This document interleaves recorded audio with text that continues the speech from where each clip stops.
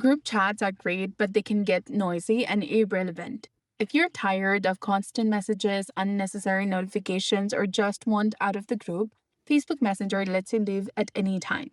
When you leave, you'll stop getting any messages, and other members will see that you left the group.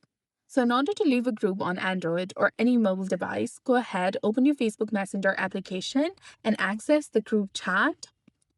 Now, once you're in the group chat that you want to leave, tap on the eye icon in the top right corner of your screen. Then scroll down and you'll see the option of Leave Chat option that is highlighted in red color. Go ahead and tap on that, and then tap on Leave Group again to confirm, and you'll be done. Now you won't get any more messages from the group, and a note will appear in the chat saying that you left.